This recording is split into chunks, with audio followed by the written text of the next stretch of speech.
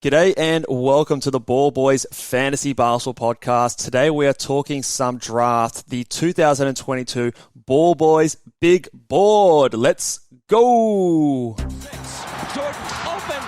Chicago with the lead. Bryant to Shaq. Not a game. We talking about practice. LeBron James with no regard for human life. Anything's possible. Back out to Allen. His three-pointer. Bang! Curry for three. Wow! Unbelievable. Making it rain in New York. We the North are now we the champions. Not the destination, it's the journey. Mamba out. G'day and welcome to the Ball Boys Fantasy Basketball Podcast. Today we are talking the 2022 Big Board. We're talking draft. And as always, I'm joined by my good friend, the co-host of the podcast, Cal and Mac. How are you, man? Well, I love diving into the draft. We did well last season. I think was our first season really covering the draft, and we definitely had some good picks. So yeah, another year. Let's go. Yeah, it's always a fun time of year. I love speculating and sort of getting ahead of the curve, and I love my dynasty fantasy. So it's a good way to get stuck into it and get ahead of everyone else, and sort of get excited about the young crop of NBA players coming into the league. And we're going to get stuck straight into it. We're going through our big board today. We are only doing the top 14 picks, so the lottery for this one. Next week, the draft lottery happens, so we will, by the time we record our next podcast, know where teams are picking, and we will be coming out with our mock drafts, our mock lotteries, the entire first round mock draft. So we'll be able to put these names a bit more attached to certain teams. But for now, we're just ranking on what we think of each of the prospects and how we're going to go from there, and discussing a bit more in detail about these guys and what we think about them and where they'd be suited to NBA teams. So I'll throw it over to you here, Cal. I want you to go through. We've got a couple of tiered systems here. Now, you can take these tiers for how you like. You and I both have a slightly different sort of tiered system. You've got 3 tiers in our lottery. I've got actually 5 with a few other breaks earlier on. But talk me through your tier 1 and how many are in tier 1 and the rankings in order of which you would, if you had a blank slate, you'd be drafting these players.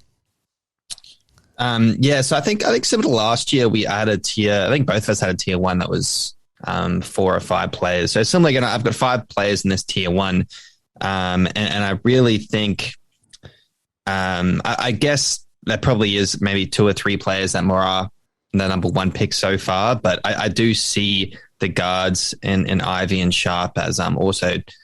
I think their ceiling is up there as well. So for that reason, I've kind of included them in this tier. So for that reason, I've gone with Jabari Smith as my number 1. Yep. I think he is the most solid player that you can have in the draft. Personally, I think he's a walking 20 and 10. He is efficient. He can do everything. He's versatile for a big man as well. He's really, I think he's probably the safest pick as well, which is why I do have quite a bigger tier 1.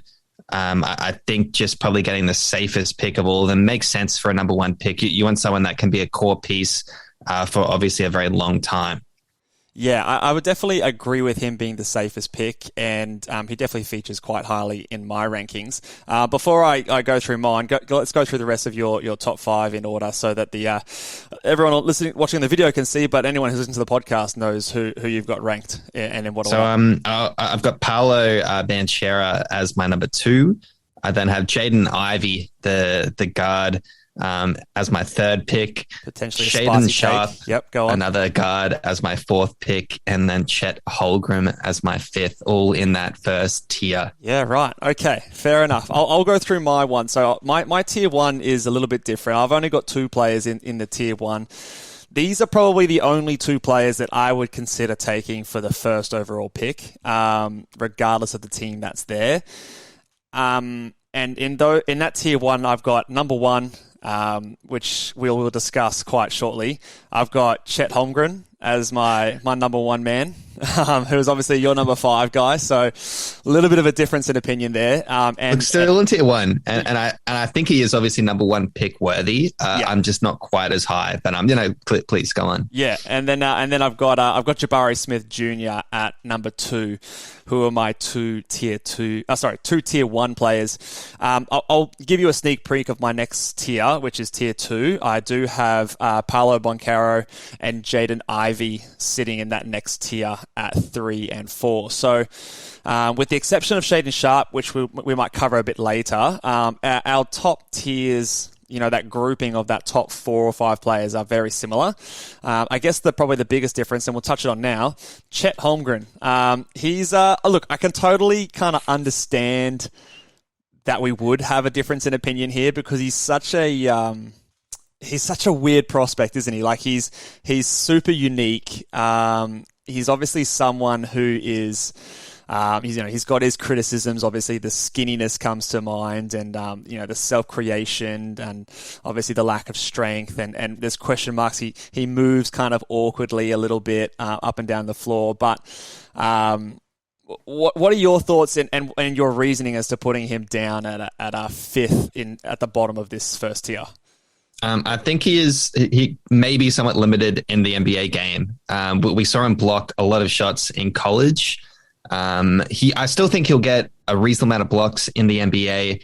But that being said, whatever he's in the post, I think he's just going to get bullied. He's way too small. And even when he's out in the perimeter, he's obviously not a stopper either, even though he can move his feet reasonably well. So from that point of view, I think he still probably is a net negative, really in any kind of one-on-one situation. Help defense, yes, positive. But I think one-on-one, he's not really that stopper that kind of like everyone's been jumping on his bandwagon for. But look, he can shoot. I do like his shooting. He's got a bit of a fader post-up game as well, which I do like. I tend to probably compare him. I feel like Kristaps Porzingis has been thrown out there. That makes a bit of sense. But he does post up a bit more, I think, as well. So maybe even like a Pau Gasol, because he was also quite an intense player. Chet does bring a lot of intensity, which I do appreciate that in his game as well. Yep. But that being said, I still think probably the other guys in this tier, I just think that their overall ceiling to carry a franchise is just a bit better. While I still think Chet is probably more of like a core piece, he probably isn't a number 1. So that's why he's probably slid a bit further down in my tier 1 list. Yeah, you bring up a really good point here. And obviously this is the second year that we've heavily covered the draft. We did cover the draft a few years ago, but maybe not quite in as much detail as we have this year and past and last year. But even just comparing this draft to previous seasons, in my opinion, I don't see anyone in this draft as like a number 1, I know we're using tiers in this situation, but like a franchise cornerstone player. I don't know if I see that in this draft. Whereas last season, you have someone like a Cade Cunningham, even maybe to a lesser extent, like an Evan Mobley. Those kind of players I can see being that like number 1 franchise, give them the ball, clear out, go to work kind of thing. And I don't know if I see that in this class. I think all of these players are like the second best player on a championship team. I think Chet Holmgren, say for example, I would love to see him get drafted by the Houston Rockets, and have that defensive presence and be that number 2 guy next to a Jalen Green, who's like the main offensive weapon, but he's obviously the best. We see that kind of blueprint with a lot of guys like an Anthony Davis or even like throwback guys like Kevin Garnett. Someone you mentioned, Pau Gasol, who's like the second best player but the best defender on the team. They're high IQ basketball players. They fit in a lot of schemes because he's able to space the floor. He's got really good passing instincts. So he's a very scalable player, and he's going to be able to fit in a lot of different systems. But in saying that, the knock is on him. He's not going to be the guy that you just throw the ball to and expect a bucket, because his offense and self-creation is behind that. So I have him number 1, but I'm still not expecting him to be the quote-unquote go-to guy. And as long as I think you have that expectation and you know what you're going to get and what you want from him, I still think that the value that he'll bring to the team compared to these other guys is the best. Now, you might think differently on someone like a Jabari Smith or Paolo Bonchero. Jabari Smith is probably the one, and again, he's in that tier 1 with him, that I could potentially see make that jump. But I'm still bringing him, like, if we mesh this draft together with last year's draft, he's still behind those other guys in terms of my confidence in them taking the franchise and running with it. So that's sort of an overall thoughts on this draft, but I find it hard to compare here. I'm not too worried about the size. I think obviously we have this criticism for a lot of players, a lot of big guys. It takes time for them to fill out, but most of the time they do. You think of, I know he probably won't do this, but you think of Giannis when he was drafted. He was this skinny kid. Someone like Evan Mobley was super thin. He's worked out fine. Kristaps Porzingis, he's filled out. All these guys get bigger. Anthony Davis was super skinny coming out of college, so I'm not too worried. Also, I want to give a comp to all the guys that we're going to talk about today, and I want to get your thoughts on these. I'll give you a new school comp and an old school comp. My new school comp for him is Evan Mobley. Someone who's can hit the jumper a little bit. He's got good passing instincts. He's a very versatile defender. Maybe not quite as mobile and good at guarding the perimeter. Not the defender. Yeah, maybe not the perimeter defense that Mobley has, but definitely the inside interior. He's probably even higher than Mobley, in my opinion. Obviously, the size and the frame is pretty similar. And my old school comp this is a bit of a throwback, a Ralph Sampson, who played for the Houston Rockets back in the day. Now, he had a few injuries that kind of hurt his career after his first few years, but his first few years with the Rockets, he was putting up a lot of blocks and a lot of threes. He's probably a more efficient player than a Ralph Sampson and probably has a higher ceiling, but those are the two guys that come to mind. What are your thoughts on those comps? Look, I like the comps as well. I think that's reasonable. I kind of like a Chris Bosh kind of comp as well. I don't know if he's got the offensive Bosh, though. The Bosh's was more of a scorer than I think Chet will be. Sorry. So I thought you were talking about Jabari then. Oh, yeah, sorry. Sorry, no, Chet. Yes. Well, I definitely agree on that point. Chet doesn't have the scoring potential. I still think Kristaps is probably the best. I guess it's maybe the appearance. He's just a bit more intense. I can see that. A bit of a flashback to when Kristaps was drafted by, I think it was, Phil Jackson drafted him. And then he had a quote earlier in his rookie season saying he reminded him of, I think it's Sean Bradley. Yeah, that was it. Who got derailed by injuries in his career and pretty much said he thought the same happened to Kristaps. And it looks like that's kind of where we're headed. So interesting take. Yeah.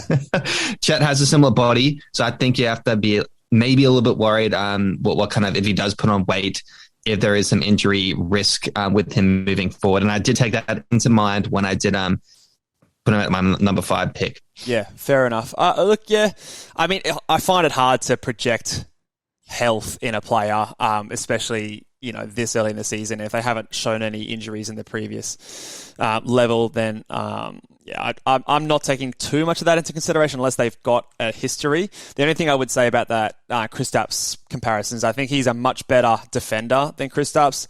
Probably not quite the shooter that Kristaps was coming out, and maybe also a much better facilitator and passer than Kristaps. So I would actually say that he's got a higher ceiling than Kristaps Porzingis, but by a somewhat significant margin.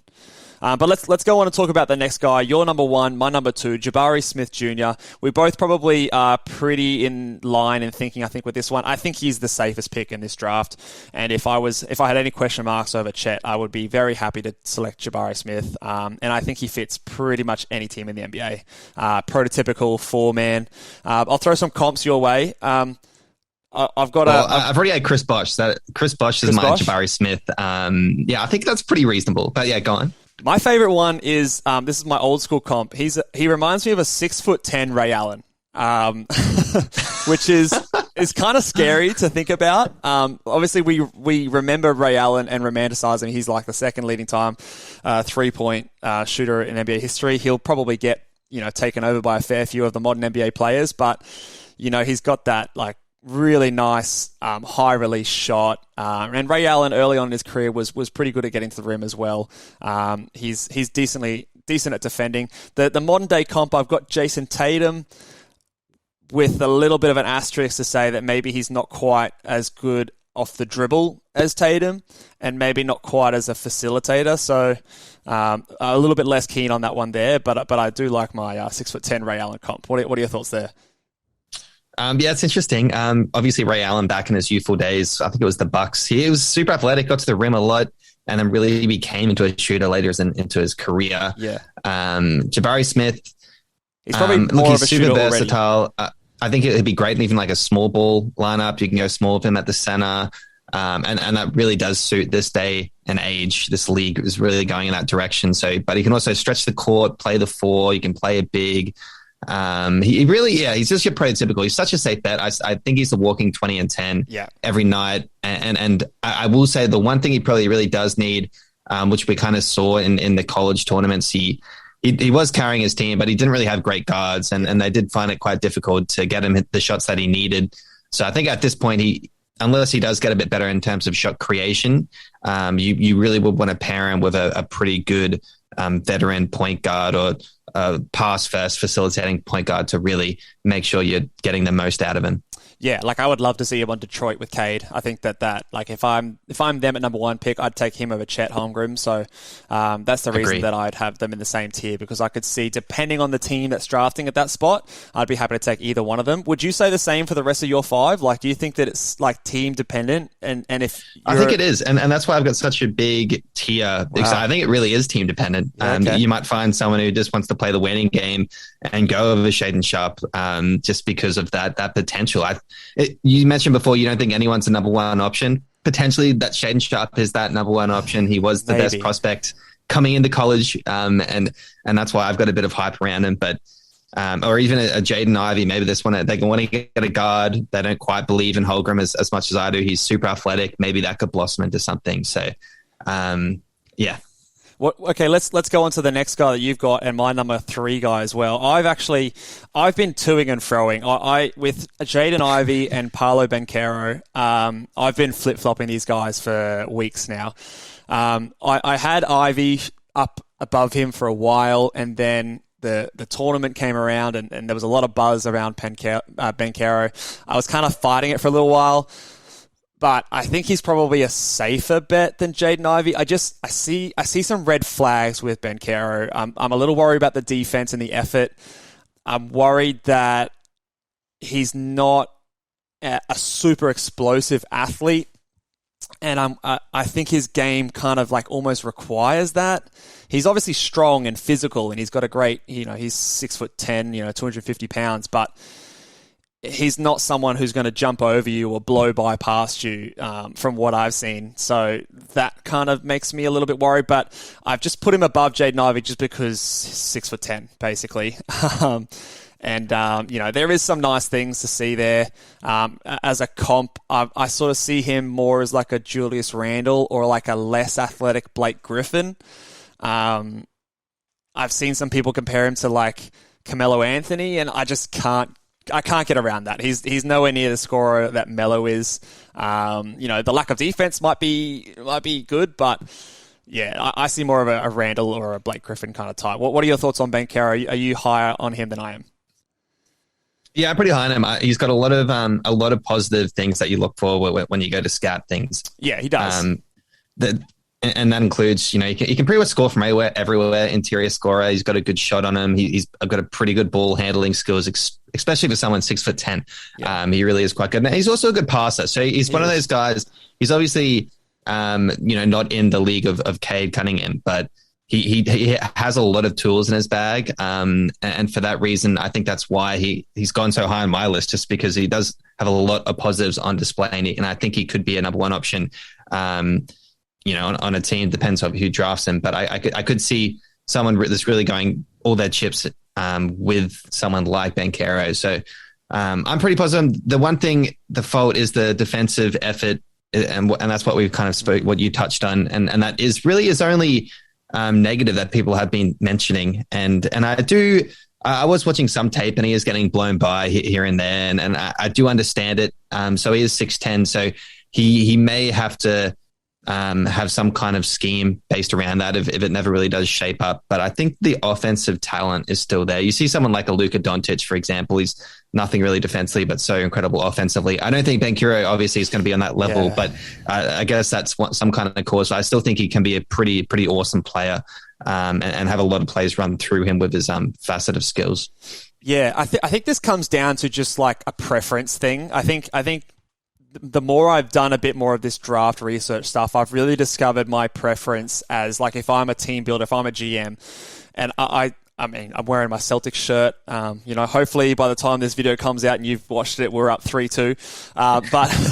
But I really like what the Celtics have done in terms of they've got 5 guys on the court that can all defend. Pretty much all of them can play make. They're all big.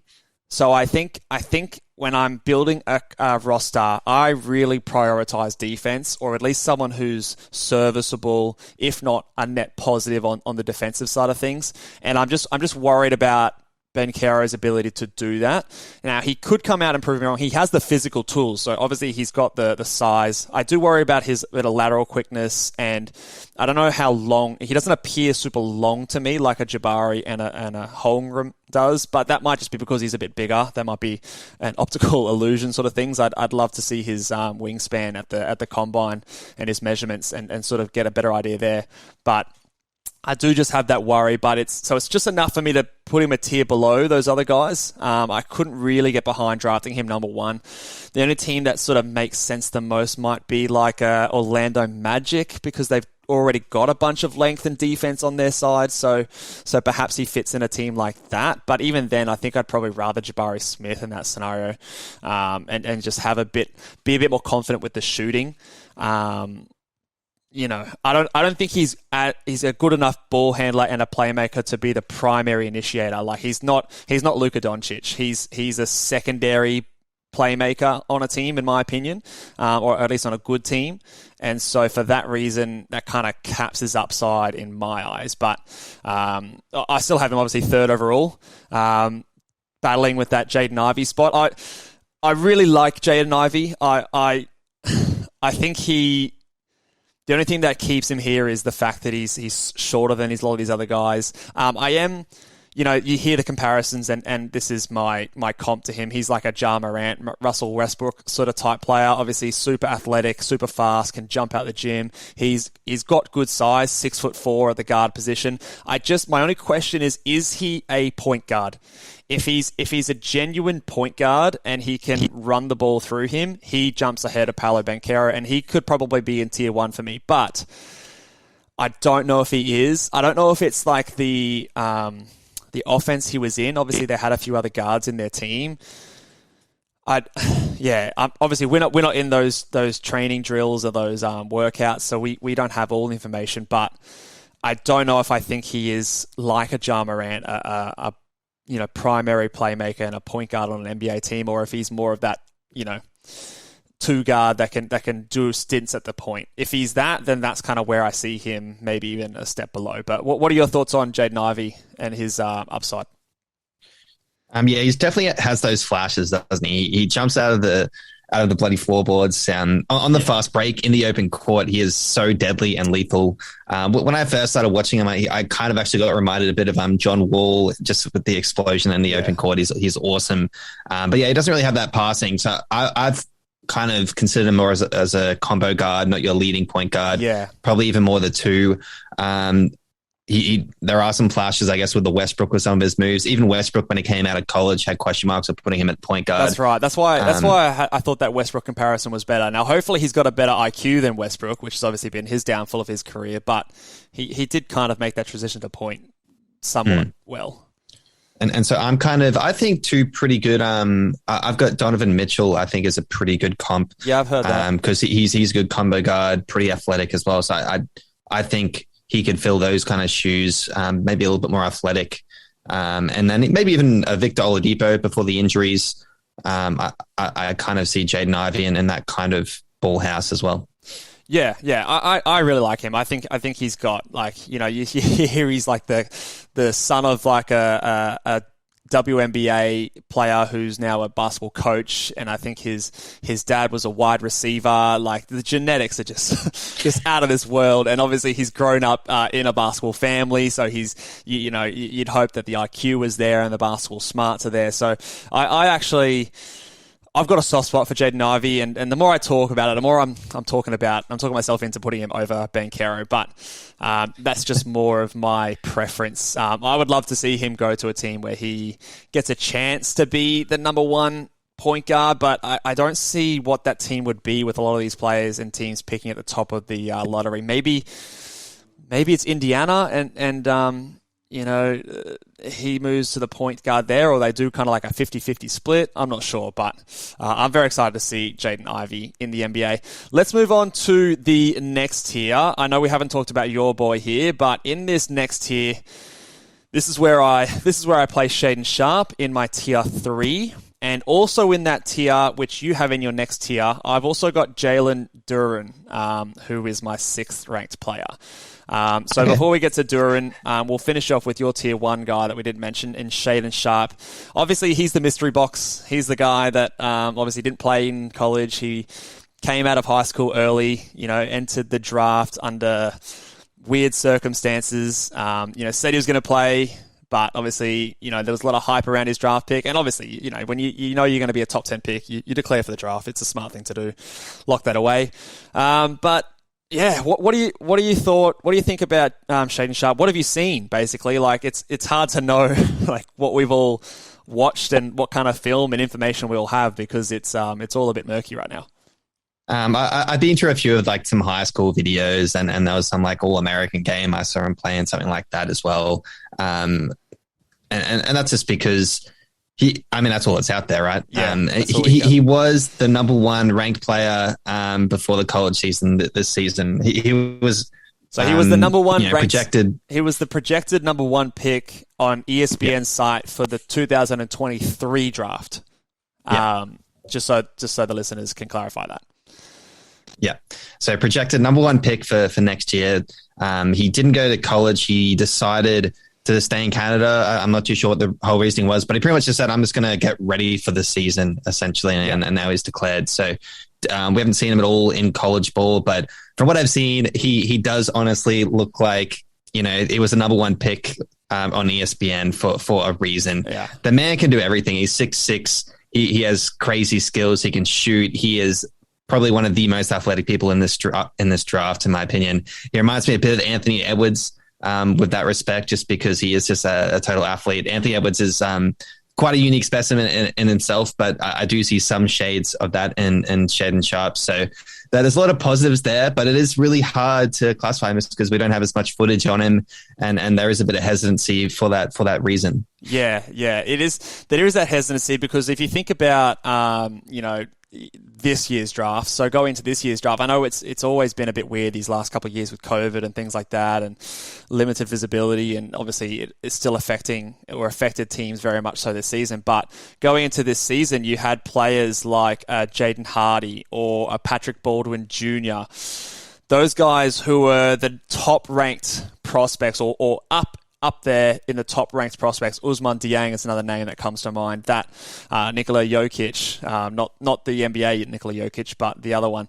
Those guys were top 10 prospects heading into this season, and they didn't perform, So, and they're not lottery considerations, or I don't think, at least we'll go through them, that they're lottery considerations this year.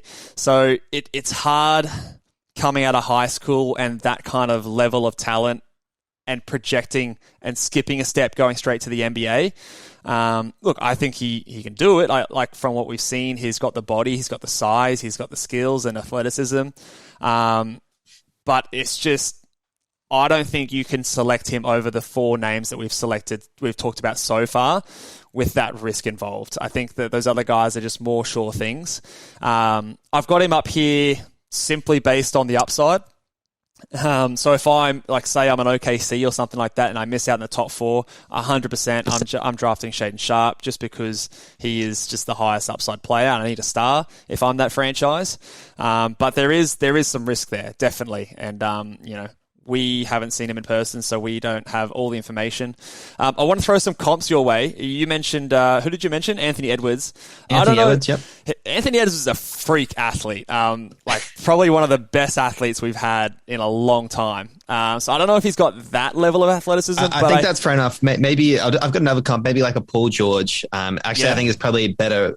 Is a better comparison in my opinion, because he can get to the rim, real crafty, and can definitely shoot the lights out as well. Yep, I like it. I'll throw you one of my throwback ones. I've got a Andre Iguodala, like a Philadelphia Andre Iguodala is my comp for him. Maybe I don't know. I've heard some criticisms about his shot consistency. Again, I've heard some people say that in high school his shooting percentages and shot selection wasn't the best, but then I've heard some people say that he's improved that a lot. Again, it's really hard with no statistics to back it up and to sort of know. So until I see it over a long stretch of time, I'm not going to assume that he's a lights out shooter like a Paul George or something like that. So my comp is an Andre Iguodala, someone who, he's got that good size, he's got that good vertical. He's actually pretty decently strong as well. He's got a little bit of playmaking, and from what I can hear, he's got the length and ability to be a good defender in the NBA as well. So, what are your thoughts on Iggy as a comp? Whenever I think Iggy, I always, in my mind, I think he's one of the best perimeter defenders, like literally ever. I have him up there. If you want to rate maybe you got Scottie Pippen, you got Michael Jordan, you got players. Iguodala is an incredible perimeter defender. I just want to put that out there. Yeah. So look, I don't think that when I think Shaedon Sharpe, he's just like, I think it's more I like the Paul George comparison personally. Yeah. Okay. Fair enough. Maybe more offense for defense. I don't know. It's hard to tell. I mean, he's got the size for to be an excellent defender, but obviously you're taking more into account there. But let's talk about my next guy here at number 6. I've got Jalen Duren. We'll start to go through your tier 2 now here. So actually, before we start to talk about Jalen Duren, let's go through your tier 2, which I think we've got another 5 names here. Okay, yep. So my tier 2, I'll run through them now. Number 6, I had Keegan Murray. Number 7, I had Benedict Mathieu. I then had Johnny Davis at the 8th, AJ Griffin for 9, and Jalen Duren for 10. Once again, I probably could shuffle these around. I think it really does depend what team is where. But I think most of these guys, I kind of met maybe on the same level. Maybe one guy could knock out, but I'm pretty comfortable where I landed. Yeah, look, I think we've all got like pretty similar names in my tier 4. I've got a lot of other guys. I've got 2 more that I'll add to the list. This is where I actually think between tier 1 and tier 2, so your top 4, both our top 4s, there's a significant drop off, at least in confidence for me in Shaedon Sharpe. Maybe Shaedon Sharpe is in that group, but I'm just not confident at this stage. Jalen Duren, I've got in the same tier as Shaedon Sharpe, but his upside is probably nowhere near it. I'm just more confident than I am with him and Sharpe. So they're kind of in a tier, but they're very different stages for me. Jalen Duren is like, he'll be a fantastic NBA player, but I think his ceiling is just a great role player. Yeah, that's right. So that's a different category, I think, to obviously a franchise core piece. Yeah, so I guess it depends on your philosophy and what you're drafting for and what team is drafting at that position as to what you want. But this next tier here, I think there is like nothing between these guys. Like, I could flip-flop on so many of these players, and a lot of them are quite similar. Like, I've got a big chunk of all these wings. So I'll run through my tier 4. I'll mesh Duren into this tier as well. So we've got Jalen Duren at 6. At 7, I've got Benedict Mathurin. At 8, I've got AJ Griffin. 9, I've got Keegan Murray. 10, which you didn't have in here, I've got Tari Eason. And then at 11, another player you didn't have, I've got Dyson Daniels. And then at 12, I've got Johnny Davis. So a lot of those wing players and a couple of like big guards at the end there as well, all clumped together. I think there's a lot of things going in here. I'm looking at age as well, so I've sort of faded a couple of the older guys in Keegan Murray, Tari Eason down a little bit lower. Some of the younger guys in Duren and Benedict and AJ Griffin up a bit higher. But a lot of these guys are very similar to me, and it's sort of depending on team need. Like if you need a bit more shooting, then AJ Griffin, Mathurin are up there. If you need a bit more defense, then maybe Eason and Murray are a bit higher. But I do think that these guys are all fairly close together. You've got Keegan Murray at the top of the tier here. What's your thoughts about him beating out the rest of them? Yeah, look, I didn't feel that good about it. As I said, this tier, I think I could flip coins. It depends on the team a lot as well. Yeah. I just kind of put him there, and kind of the Jabari Smith rationale, I think he's probably the most solid, most reliable out of all of them, weirdly enough. I think he can just be a good NBA player, can do a bit of everything. He's the best player, obviously, right now. He's, Exactly. He's solid. He's got a good arsenal in terms of tools. He's a reasonable defender. He really has got a lot of the Jabari Smith things. He's just not on that level. That's why it's in the second tier. So I guess that's why I've kind of put him at 6. But in terms of team needs, I've no, there's nothing wrong with, maybe reaching for someone else a bit above him. But look, I do like Keegan Murray. He had a great scoring kind of performance in college this season, 23.5 points a game, 38% from the 3-point range. So that looks really promising. 2 blocks as well. So he's pretty much just doing a bit of everything. The only real down part is, it's the age. So he's 21 and a half years old. So he'll be turning 22 this year. By the time he's drafted, yeah. Exactly. He is up there. And look, obviously, generally, I guess that can be a negative, but players like Des Bane who comes out and he slides for his age, and he's obviously a great, fantastic player. Sometimes the age should come into it, and sometimes you just obviously take the best player if he's there. And I think this guy is just a great fit for really any NBA team. Yeah, like obviously he's again like a pretty prototypical 4-man. I don't know if he could be a center in the NBA. I don't know if that is in his future, but I do think that he is definitely some of those guys, the switchable guys with size. He's scored a lot in college in the post. I don't know if that's going to be his role in the NBA. He's probably going to be a bit more of a slasher, more of a cutter. And if he can continue to show that jump shot and keep that efficiency moving forward, I think that that's going to do him a lot of well. I'll throw you my comparisons here. I've got my modern one is a Pascal Siakam. And an old school one I've got is Sean Marion, obviously with a bit of a different jump shot. But in terms of their stat profile, if you look at them, they're actually very, very similar. So the Matrix Sean Marion is my old school comp. What are your thoughts there, Cal? Look, Sean Marion was a great player for a very, very long time. He was a very good player, especially in that fast-paced... a lot of praise. Especially in that fast-paced Suns team. So if you can get him on a team that's got a good guard and a good fast pace, I think he can do really well. Yep. I like the Pascal Siakam comp a bit better. As you know, maybe this is why I probably have him at the top of this tier. When we play, I love a good spin move. I'm always spinning right. That's all I do. Likewise for Pascal Siakam, he loves a spin move, and likewise for Keegan Murray, he loves a good spin. So maybe there's a bit of bias there, but that's a lot of his offense. That's why he scores a lot. He just gets in people's faces and it just rolls in. Well, I'm surprised you didn't have another guy that we'll talk about later. But let's go on to the next guy in your list, Benedict Mathurin. He's obviously got a little bit of a hype off the tournament, but for good reason, I think. I think he's obviously that classic...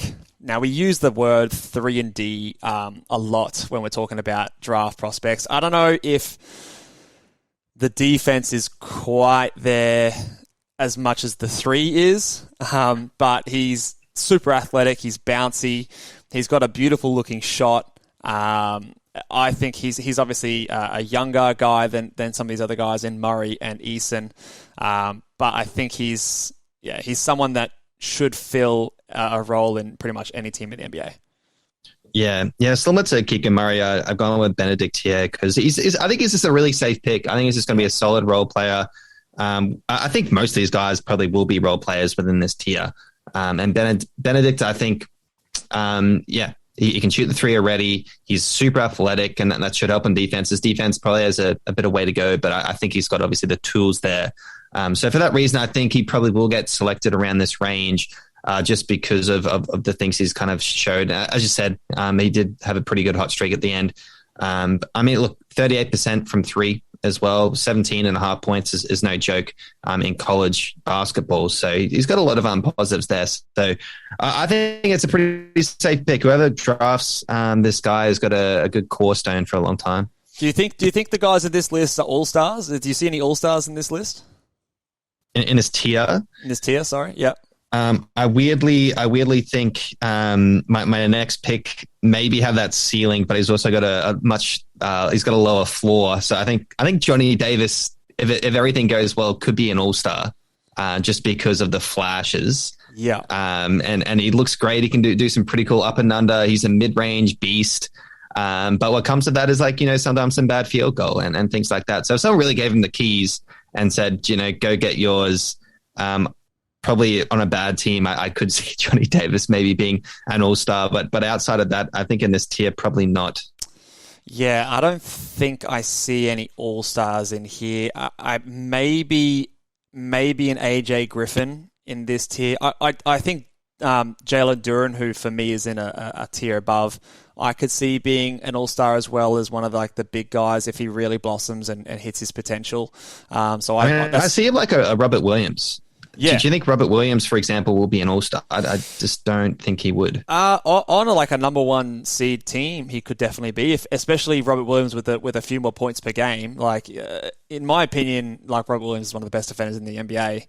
And if he, I know all-stars is, it's not the best marker for success, but it's, if he's on a good team as their number one defender, he could be an all-defensive kind of player. He can be,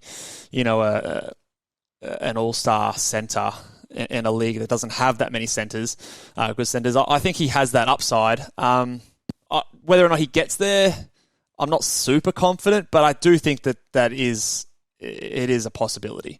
And it's just same because with, all he is it's like a rim runner. I think that's most of his offenses. Rim running, he'll screen. He also has a lot of intensity as well to get offensive rebounds. But in terms of historically, bit of passing there, bit of offensive potential. I don't know. The jump shot, it's not completely broken. Is that a good thing? Yeah, is that a high praise? I don't know. But I was going to say, in terms of more your rim running centers who've made it to the All Stars in recent history, you've got players like a Rudy Gobert and maybe a DeAndre Jordan. So if you think Jalen Duren, are they comps in your eyes? Yeah, I could definitely see that. I see him. Yeah, my favorite one is the Robert Williams. The other old school comp that I've got with him is like a Ben Wallace kind of type. Just that guy who's just really big, physical. He's people have compared him to Dwight Howard. I don't know if I'd go that far, but he's just super strong, super physical, and there's obviously a lot of defensive potential there. So as a ceiling, he could hit that kind of level. But DeAndre Jordan, I don't mind as a comparison as well. But I do see a little bit more playmaking and a bit more IQ than a player like that, perhaps. Let's keep moving on to AJ Griffin, who you've got at 9, I've got at 8, so both very similar. Obviously, he's got a bit of an injury history. He was obviously super athletic coming out of high school. Hasn't shown as much of that athleticism in college coming off his injury. I think it was a dislocated patella, which is no joke. That's a pretty serious injury. And obviously, with a little bit of knowledge in this field, it gives me a bit of pause to concern that I don't know if he's going to get that explosiveness back. It's a very crucial part of the body in terms of force translation when we're going from the feet up towards the larger muscle groups in our quads. So I've got my concerns there, but he obviously shot the ball really, really well. So I would compare him to someone like my comparison here is a larger, a 6'6" and a longer Desmond Bane, who's obviously got a bit more youth on his size than Bane had coming out of the draft, so maybe a slightly higher ceiling as well. He's like a Desmond Bane in a Jimmy Butler body would be the best way for me to describe him to someone who's never seen him play before. What are your thoughts on AJ Griffin, and where do you see him in the NBA? It's funny you mentioned Jimmy Butler. I saw this one website saying AJ Griffin was a 3-point shooting Jimmy Butler. And I was just thinking, that's a pretty damn good player. Yeah, no. He is nowhere near the defender that Jimmy Butler is. And that's what I was going to build off to. I think, he shoots the damn lights out. 48% from 3-point range from college. It was just money every time. I love his shot as well. It looks beautiful. I do for that reason, and because of the percentages, and because I think there will be probably a lack of defense. I've kind of compared him more to a Buddy Hield.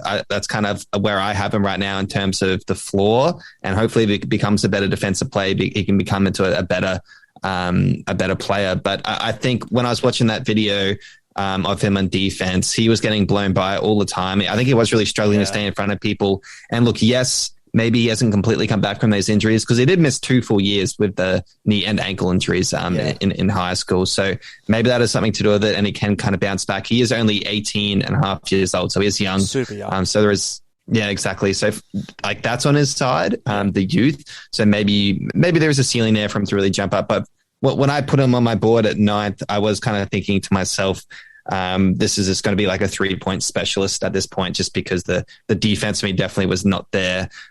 So I've kind of just assumed that. Yeah, no, fair enough. I think we both sort of see him fairly similarly. Let me talk about these 2 guys here that you don't have in this tier here. Now, to give you a sneak peek on your 11 through 14, do you have Tari Eason and Dyson Daniels in your lottery? I do. That they just snuck in there 13 and 14 respectively. Okay, cool. I want to talk about Tari Eason first. This is I might be going early here, but this is maybe one of my guys going into this draft, because this man, like, just look at his stat sheet. He fills it up, and he did this coming off the bench in college. He is someone who he's got the NBA size. Talk about comparisons. Body-wise, he's a bit of a Paul George sort of body to me, like 6'9", long, bouncy, very athletic. He's my old school comp to him is like a Gerald Wallace, if you remember the Charlotte Bobcat days. Yep. Just one of those really aggressive rim running physical specimens. For a modern guy, maybe like a Larry Nance Jr., but maybe with a little bit more upside if you can get the jump shot right. But really good defender, really good offside weak side help defender, racks up a lot of steals, lots of blocks. Someone who, if he can get the offensive side of his game to at least like a decent level, I think he can have a really big impact on a good NBA side. What are your thoughts about Tari Eason? Maybe you're not quite as excited as I am, but you've obviously got him still in the lottery. Look, I like Tari Eason. Maybe when we get closer to the draft, I might rise him up a bit higher. But yeah, look, he's definitely a hustler. He plays with a lot of fire, can shoot the 3 as well with that length at 6'8". So you could even put him in the same category as your Benedicts of the world, because they are quite similar. But yeah, look, 2 steals a game and 1.1 blocks a game in college. That's pretty awesome on the defensive end. Yeah. To go with that 3-point shooting and to go like 17 points a game at 61% true shooting. So he's even just been pretty efficient all the way through. So. And look, I love it when someone mentions, hustle as one of their kind of perks, because, you see that in like a player like Scotty Barnes, for example. When you have someone that big who hustles, it's just such a net positive for your team. Yeah, he's. I think his upside is fairly high. I don't know if he's ever going to be an all-star, but contributing to winning basketball, I think he's got that. And my fantasy boys and girls out there, keep an eye on this man, because he can put up stats if he gets the opportunity. And if once those big guys come off the board, those top 4 or 5 picks, I think this guy is right up there. He and Keegan Murray can definitely fill the stat sheet. So from a fantasy point of view, I'd actually have him higher than this. And the other guy here I want to talk about is the Aussie, Dyson Daniels. I'm surprised you talked about spin moves. This man has got, he loves a spin move into a floater in the paint. I actually think that he is going to be a very good role player in the NBA. Not much of a ceiling. I don't think there's much of a ceiling, but in terms of safe picks, around that sort of, pick 10 and above kind of spot, I think that this guy is going to be contributing to good basketball. Very cerebral type of player. He's got good defense, a really good, reaction speed. He's got good passing instincts. He's got a really nice floater, good touch in the paint. His shooting is probably his biggest weakness, but I think his shot doesn't look broken or anything like that, so I think that can come along. My comp to him, now this is probably a bit above his ceiling, but he's like a Manu Ginobili kind of type, or like a Derek White kind of type. Just that guy who just plays excellent defense, a good facilitator, just the perfect kind of player you'd want on your team. I've got when I was watching him, I had an interesting comp that came to mind. So we'll see if you agree. I thought he was a less athletic Lonzo Ball. Just because he liked to push it. Yeah, okay. I thought he was smart. Just the way he played, he really would like in the open court push it, get the open man, a lot like what we saw with the Lonzo Balls of the world, especially back in when he was at college or even his first year with the Lakers. He was always running through and kicking it to people. I don't mind it. I don't mind it. I think maybe Lonzo has a bit more of that vision that maybe Dyson isn't quite to that level. I think Dyson. I agree with that, but I also think Dyson is a pretty good facilitator. Like he'll see the man, he'll find him. Yeah. Lonzo Ball, he's probably elite on that level. But I think the comparison it made sense when I was watching him. I could see definitely some similarities between the two. But as I said, look, less athletic, less explosive. But also plays defense. You'll see him get a lot of blocks on people like your Lonzo Ball. He definitely does hustle, similar size, the 6'6" kind of frame. So, that's what I was thinking. Hopefully he can develop the shot like Lonzo has, and then, if he does, he'd be a very valuable player. So you're making me even more excited, man. I might even bump it up a bit further. But no, the Aussie, I've got to represent. I do think that he is someone that is creeping up my board ever since I've been, preparing for this. So, pretty happy with him at 11 there. And then we mentioned before, Johnny Davis at 12. My thing about Johnny Davis is, I don't know, this is, again, a bit more of a preference thing. I don't know if I like these guys that are bucket getters if they're not the best of the best. Do you know what I mean? One of my comparisons from last year's draft is like a James Book night where I had the same kind of issues. Just like these guys that are, they're a bucket, man. They're a bucket, but it's like they're inefficient. The thing I like about Johnny Davis is he's actually a pretty decent defender and he's long. So I like that a bit better than a Book night. But I had the exact same reasoning. I was watching him. He's legit kind of 6'6", bigger, and he does play defense. Yeah. And that's kind of why I put him where he is. Because I still think even at a minimum, he is a bucket getter. If he just comes off the bench, he could fill a role pretty well, and you could still really get him to just play defense in certain lineups as well. So I think he definitely could facilitate and be a great role player. Yeah. And with you do find with some of these guys, especially when they are more of a scorer, when you get more space to work with like they do in the NBA, maybe there is some untapped potential there. So that's why, as I was saying to you before, if someone gave him the keys and everything worked out for him, I could imagine a world where he does become an all-star, just based off his two-way. And he's got crazy skills, man. Like footwork is awesome. He can do it all. That mid-range game is great to see, and the fans love it. So I could see him get voted in for that reason. Yeah, I could definitely see it. He's on the older side, 20 years old. Obviously, he's younger than someone like Atari Eason or like who was the other guy? Keegan Murray as well. So he's not the oldest prospect in the world. So he does have a little bit on his side that way. But I like he's in the same tier for me as all these other guys. He's just towards the bottom, just because I like a little bit of the other guys a bit better. Let's go on to these last tiers here. Your tier 3 and my tier 5. We've mentioned your 13 and 14 as Tari Eason and Dyson Daniels. Who are your 11 and 12? So my 11 and 12, I'm going to probably butcher this name, but Ochai Agbaji. I believe it's Ochai Agbaji. Okay, there we go. Ochai Agbaji. It's a tough one. Hit me in the comments if I butchered that. I'm sorry.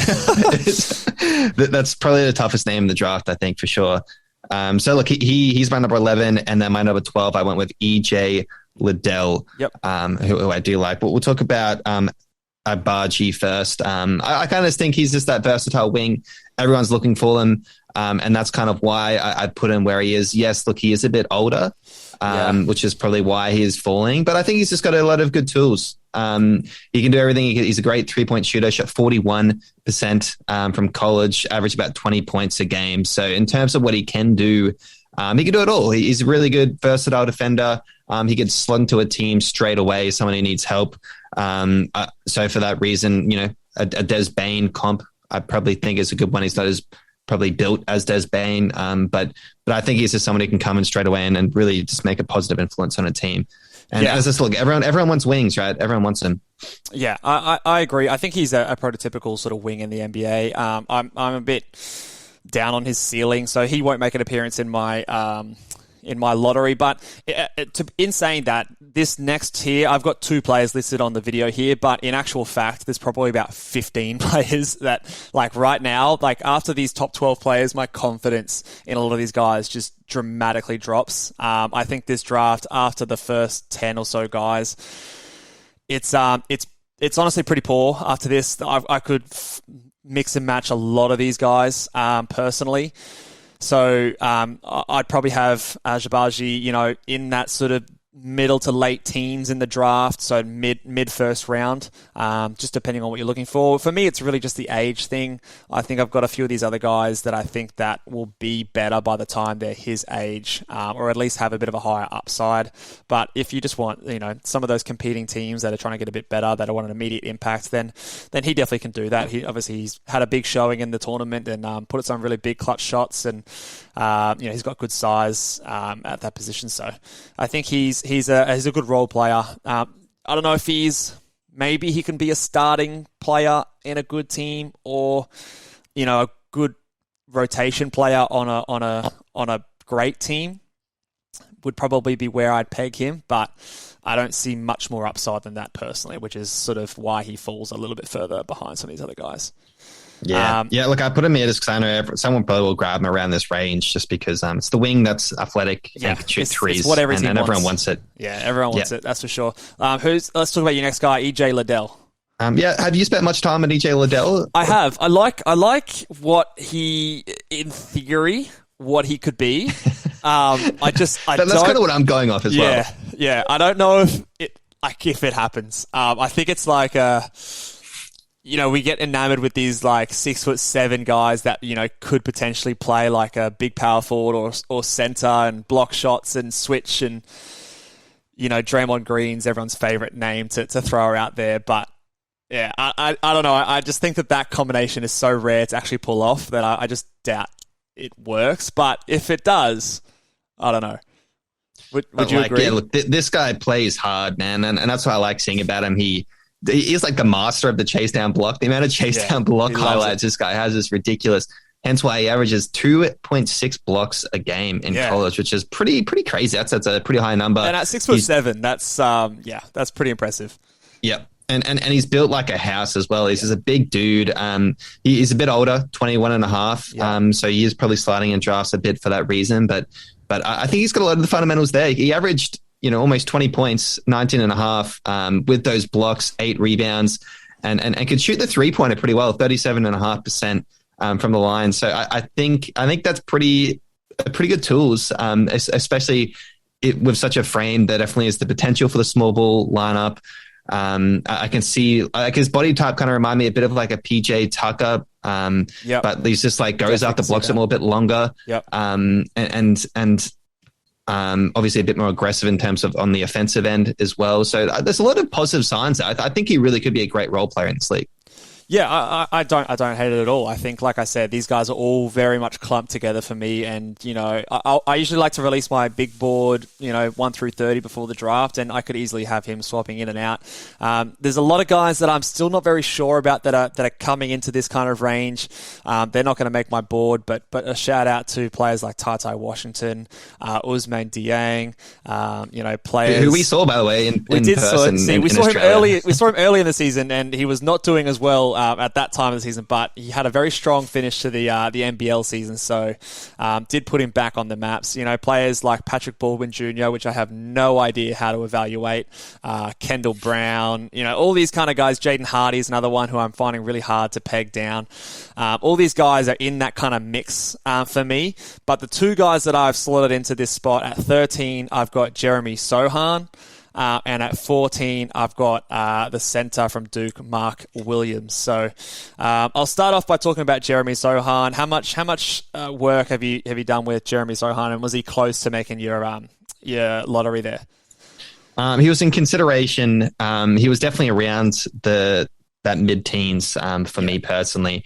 There was someone coming off the bench. He's pretty young, but he's got a lot of really good capable skills. He's actually a really kind of good passer, I think, for his size as well. 6'9", good frame, big body at 230. I do like his basketball IQ as well. He probably just needs a bit of work on his shooting. That's probably one of the knocks for him. Yeah, I think obviously, the size again, he's that typical guy. You compare him to someone like a Franz Wagner last year, or even some people have thrown out Scotty Barnes, which let's pump the brakes on that one a little bit. And can we stop with the Draymond Green comparisons? Like, my God, just because someone is 6'7" to 6'9", plays decent defense and is a good passer, they're not Draymond Green. Please stop it. I see this way too often. I'm looking at you, ringer.com. Draymond Green is one of the most unique players in history. Oh, it really grinds my gears. He's one of the best defenders of all time. Can we please pump the brakes there? But I do like the potential. Obviously, the key word there is potential. There's no sure thing about this guy, but I like his length. I like his ability to facilitate a little bit. He's not a primary ball handler like Scotty Barnes was in college. Like, he was the point guard in college. Jeremy Sohan was not that. He was coming off the bench. He was a secondary facilitator and showed good passing instincts, but was not doing it to the volume that I think you would need to be confident for that to translate to the NBA. So for that reason, he's probably the highest, maybe one of the highest upside guys in this range, but by no means am I super confident, but he makes it there for that alone. And then Mark Williams is a bit of a safe one for me, bit of a boring pick. I don't love it. He's your traditional center. I compare him to someone like a Tyson Chandler or like a Samuel Dallenbay, who's a bit of an old school throwback, or a Clint Capella kind of type. He's a rim runner. He's a vertical spacer. Over 4 blocks per game in college basketball. Really good timing. A very decent athlete, but he's never going to be a shooter. He's not going to stretch the floor. He's very limited in terms of ball handling or playmaking. So, he could be a starting center in the league as basically his upside, but that's pretty much it. But I do think that is still important to have that rim protection presence and that vertical spacing presence. So I think that he's kind of slots in here, but I don't love it. I'm not loving this point in the draft at this point. What are your thoughts on Mark Williams? You pretty much touched on what he's there for. It's a big center. I think he'll be a solid core piece, even if he ends up being someone that comes off the bench for a while. Maybe he will get into a starting role. He's got that 7 foot 7 inch wingspan. Yeah, huge wingspan. While being 7 foot tall. So there's a reason he's getting a lot of blocks. He will definitely intimidate a lot of people at the rim. It is just, like with a lot of problems with your 7 footers, it's just that lack of lateral quickness on the perimeter. So for that reason, he could get played out of certain games, which is why I think when he definitely starts in this league, I think he will be around that mid-teen in terms of a pick, and someone will just give him some good spotted minutes as a bit of a shot blocker. Look, maybe he will start someday, but I'm not super high on him. As you said, at this point in the draft, it is a bit tough, isn't it? It's hard to judge these guys. I'm not as confident as I was last draft. No. And I will say last draft looks like a historically good draft in terms of the amount of depth.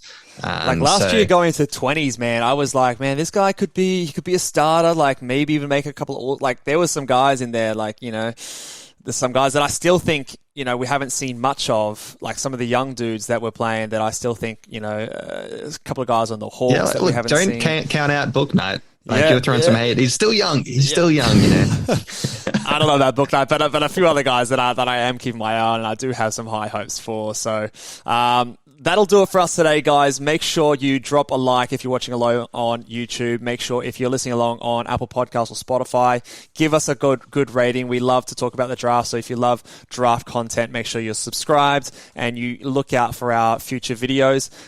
If you have any questions, comments, or disagree with any of our picks, drop them in the comments on YouTube, and we're happy to have a good chat. And next time, we will see you to talk about some mock drafts. Laters.